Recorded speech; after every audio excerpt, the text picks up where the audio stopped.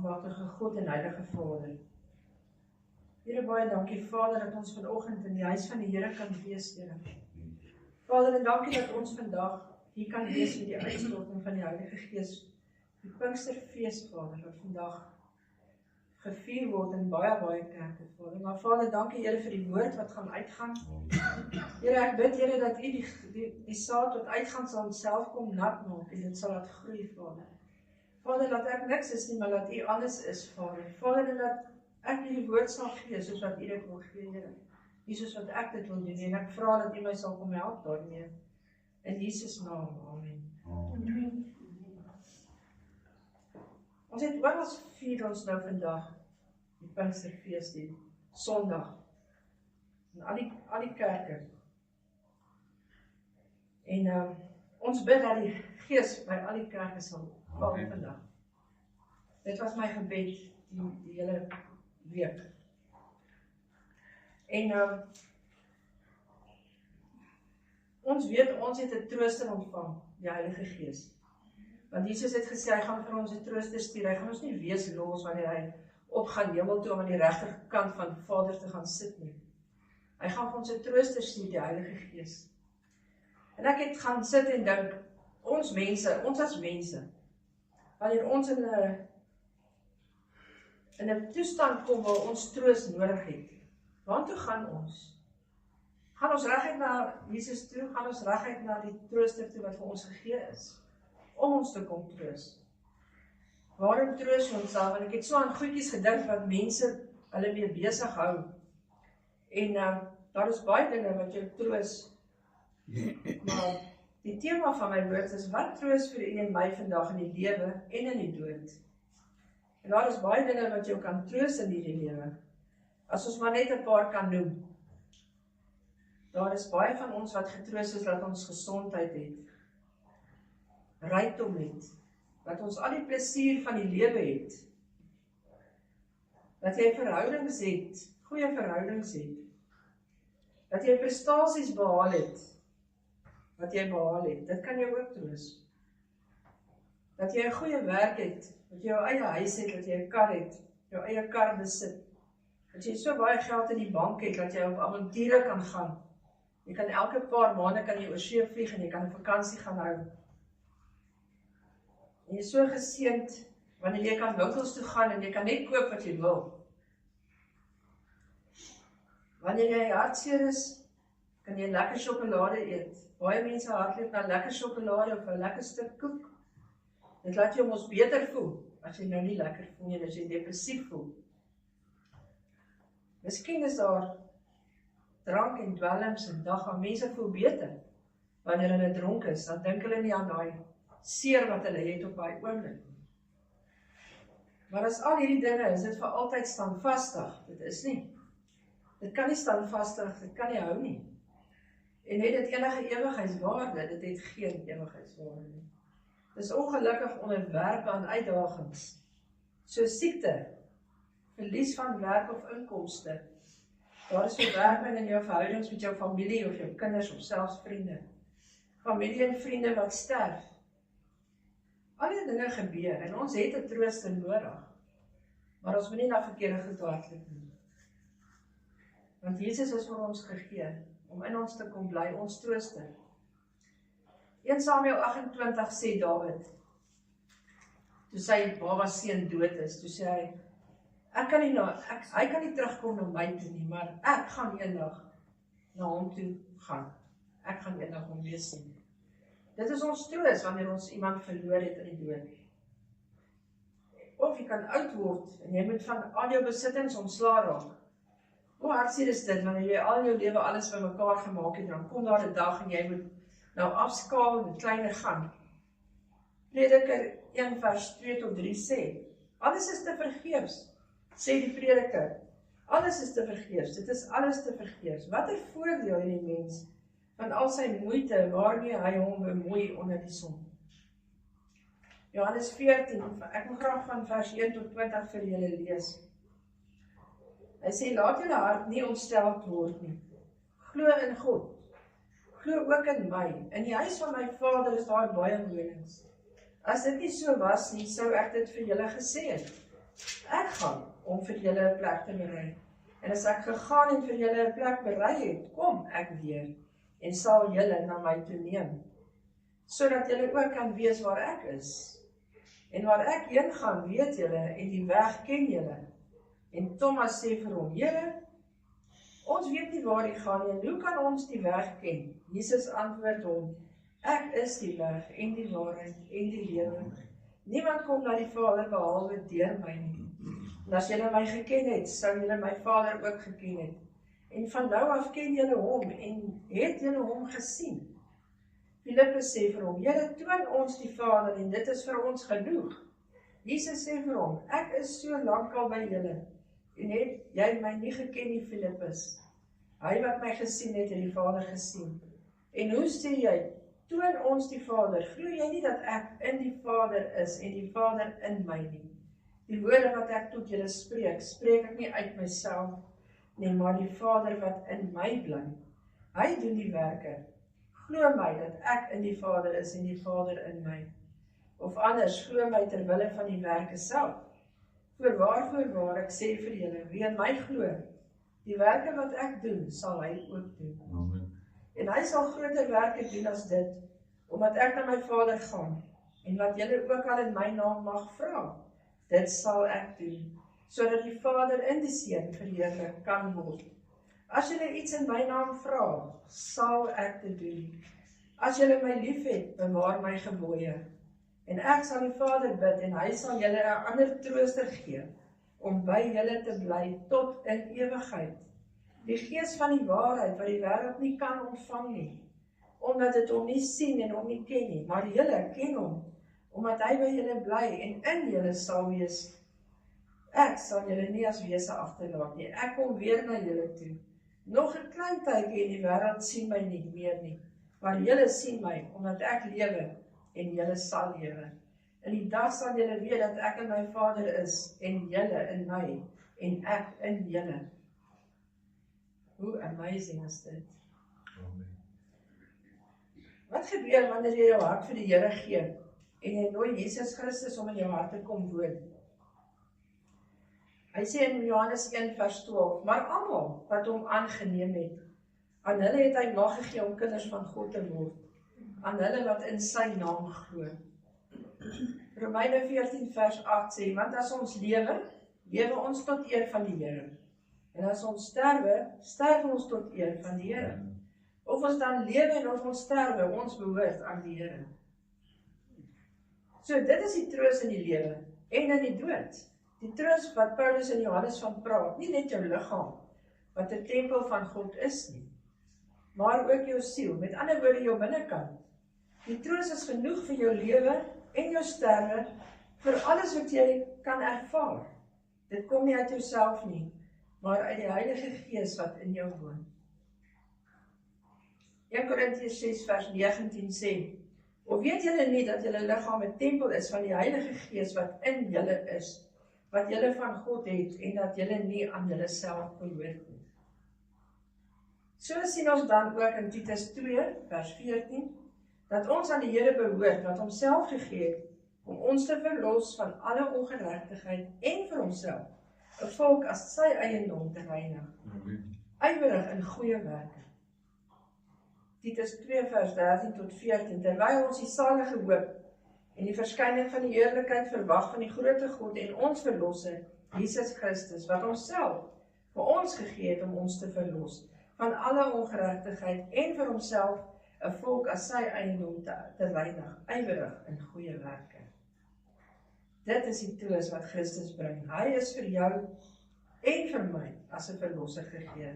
Elkeen wat aan hom behoort, word nie net verlos van alle ongeregtigheid nie, maar word gereinig deur sy kosbare bloed van al hulle sondige gewoontes, sodat ons die Here kan dien met goeie werke. Dit is immers waarvoor God ons geroep het. Dit is, as ons hierdie net sal verstaan en weet, dat die Heilige Gees is in ons. Amen. 1 Johannes 3 vers 1 tot 24. Ek wil dit graag vir julle lees, dit is baie belangrik. Hoe sien ons dat die Heilige Gees in ons bly? Kyk wat 'n groot liefde die Vader aan ons bewys het. Dit is hoe ons sien dat Heilige Gees in ons bly, wanneer jy so optree. Hy sê, kyk wat 'n groot liefde die Vader aan ons bewys het, dat ons kinders van God genoem kan word. Om hierdie rede ken die wêreld ons nie, omdat dit hom nie geken het nie. Geliefdes, nou is ons kinders van God. En dit is nog nie geopenbaar wat ons sal wees nie, maar ons weet dat ons, as hy verskyn, aan hom gelyk sal wees, omdat ons hom sal sien soos hy is. En elkeen wat hierdie hoop op hom het, reinig homself soos hy rein is. Elkeen wat die sonde doen ook die wetteloosheid, want die sonde is wetteloosheid. En julle weet dat hy verskyn het om ons sondes weg te neem, en geen sonde is in hom nie. Elkeen wat in hom bly, sondig nie. Elkeen wat sondig het hom nie gesien en hom nie geken nie. My kinders, laat niemand julle mislei nie. Wie die geregtigheid doen is regverdig soos hy regverdig is. Hy wat die sonde doen is uit die duiwel, want die duiwel sondig van die begin af. Vir hierdie doel het die Seun van God verskyn, om die werke van die duiwel te verbreek.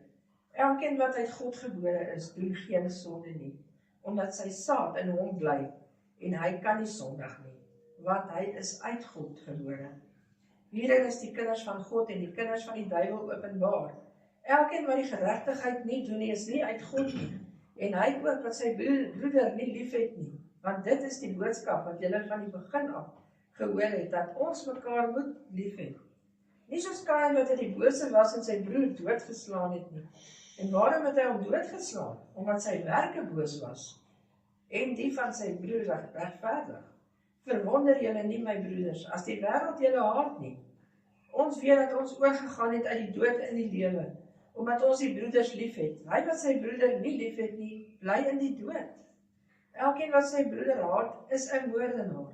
En julle weet dat geen moordenaar die ewige lewe as iets blywends in hom het nie. Hieraan het ons die liefde leer ken, dat hy sy lewe vir ons afgelê het en ons behoort ons lewe vir die broeders af te lê. Maar wie die goed van die wêreld het en sy broeders sien gebrek ly en sy hart vir hom toesluit, hoe bly die liefde van God in hom? My kinders, laat ons nie lief hê met woorde of met die tong, nee, maar met die daad en in waarheid. En hieraan weet ons dat ons uit die waarheid is, en ons sal ons harte voor hom gerus stel, want as ons hart ons veroordeel, God is meer as ons hart, en hy weet alles. Geliefdes, as ons hart ons nie veroordeel nie, dan het ons vrymoedigheid teenoor God, en wat ons ook al bid, ontvang ons van hom, omdat ons sy gebooie bewaar, en doen wat welgevallig is vir hom. En dit is sy gebod, dat ons in die naam van sy Seun Jesus Christus moet glo, en mekaar lief hê soos hy ons 'n gebod gegee het. En hy wat sy gebooie bewaar, bly in hom en hy in hom. En hieraan weet ons dat hy in ons bly, aan die Gees wat hy ons gegee het. Dis ons weet. Nou Handelinge 1 vers 3. Weet ons dat Jesus het 40 dae na sy opstanding het hy in Jerusalem rondbeweeg en verskyn aan die disippels en saam met hulle ook gewees. Hy sê hierso, aan wie hy ook na sy lyde hom lewend vertoon het, deur baie kentekens, terwyl hy gedurende 40 dae aan hulle verskyn het en oor die dinge van die koninkryk van God gespreek het. Hy het baie met hulle gepraat oor die koninkryk en wat gaan gebeur. Want hy het geweet is die laaste tyd wat hy saam met hulle het. En dan Handelinge 1 vers 1 tot 9, die eerste verhaal. Dit is nou waar die Heilige Gees uitgestort is. Jesus het eintlik vir die disippels gesê, daar was toe nou net 11, nee? Hy het eintlik vir hulle gesê, wag net hier in Jerusalem, moet net nie uit Jerusalem uitgaan nie. Hy het gesê, wag, moenie gaan nie. So Handelinge 1 vers 1 tot 9.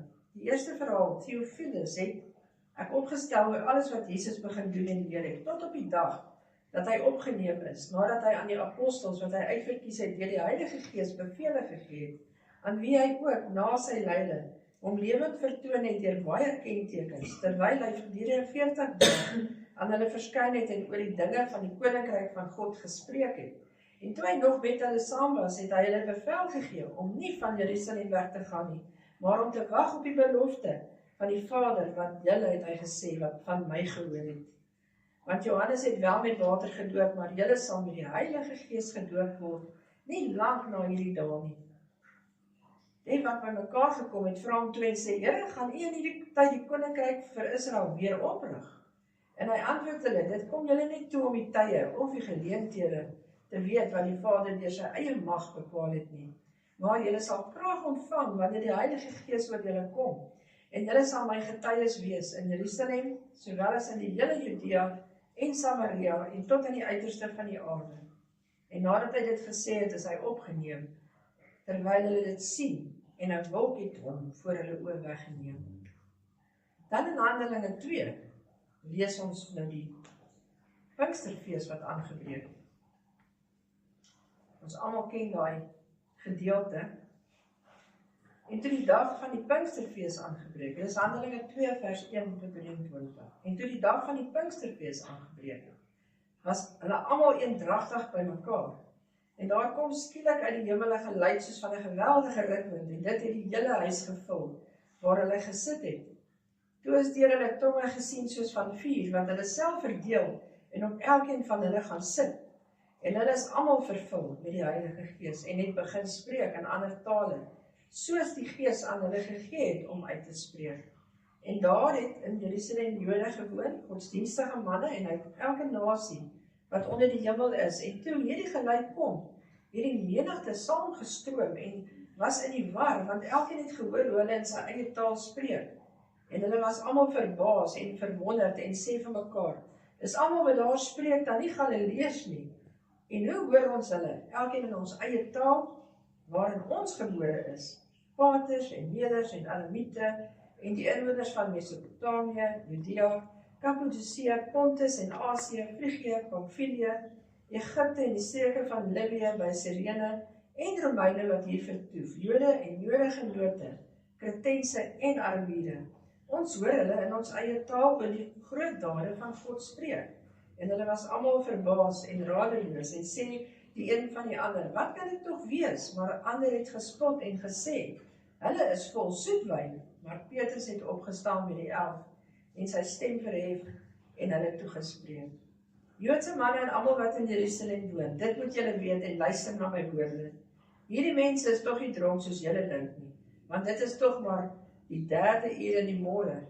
Maar dit is wat deur die profeet Joël gespreek is. En die laaste dae spreek God, sal ek van my gees uitstort op alle vlees. En julle seuns en julle dogters sal profeteer. En julle jongelinge sal gesigte sien. En julle ou mense sal drome droom.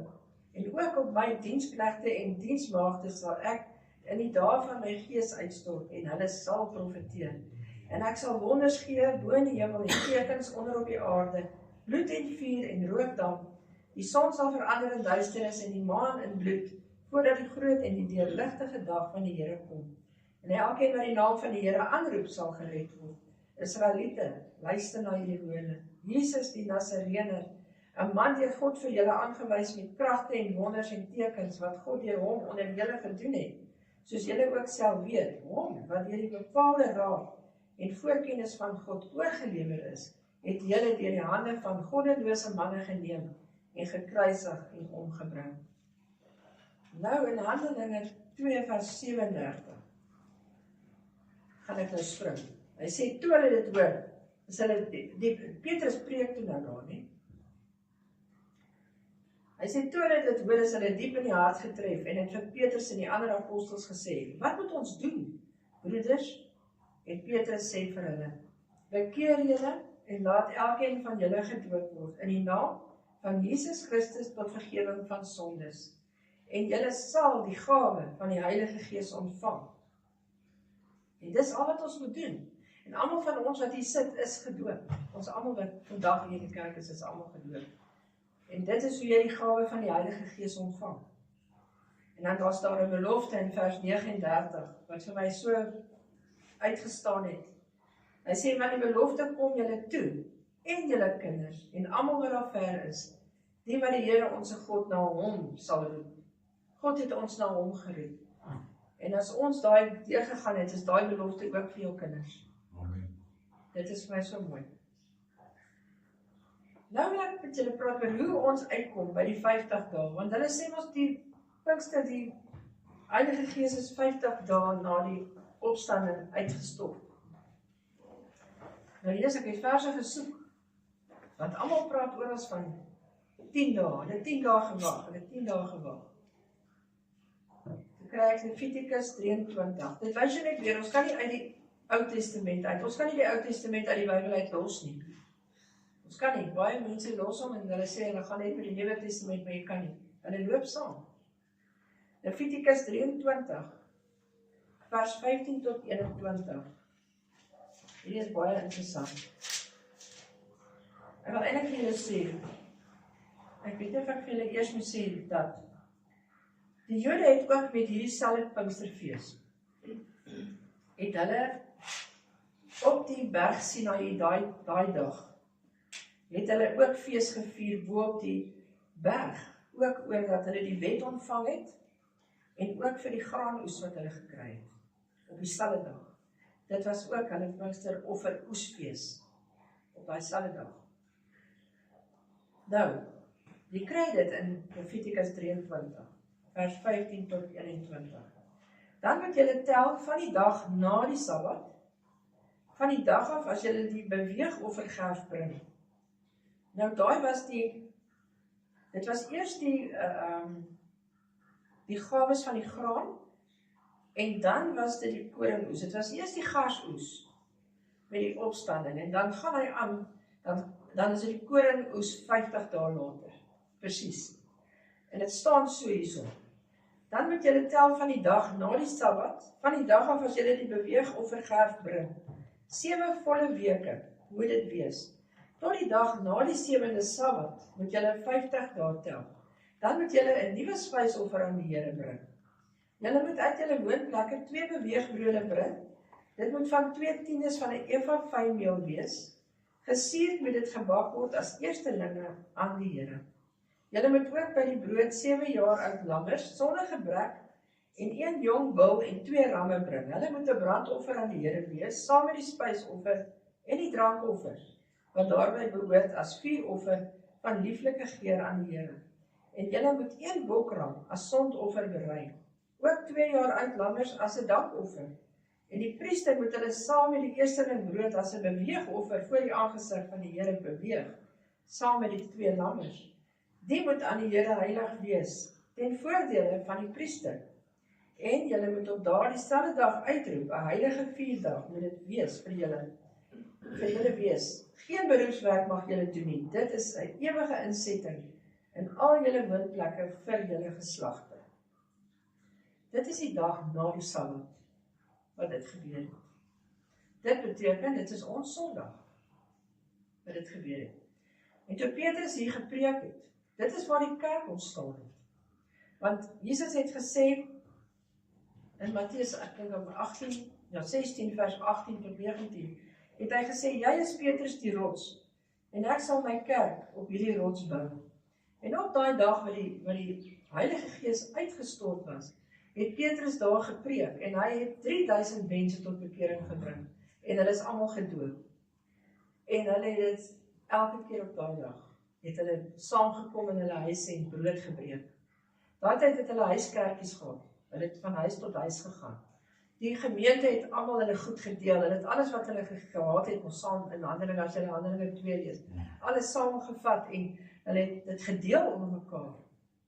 En dit is waar die kerk ontstaan het, was toe Petrus daai dag so preek. En so dit is die uitstort van die Heilige Gees. En ek wil vir julle sê, vandag doen ons dit ook. Dit is eintlik baie interessant wat ek so gekry het. Die Israeliete het die naam van die Here groot gemaak op die berg. Die Jode het met hierdie fees ook die ontvangs van die wet op Sinaï gevier. Vandag vier ons ook Pinkster, maar om God te dank, maar nie vir sy gawes van die graan nie, en van sy wet nie, maar vir sy gawe van die Heilige Gees. Ons doen presies dieselfde, maar ons dank die Here vir die offer wat hy vir ons Heilige Gees gaan los. En dit is amen.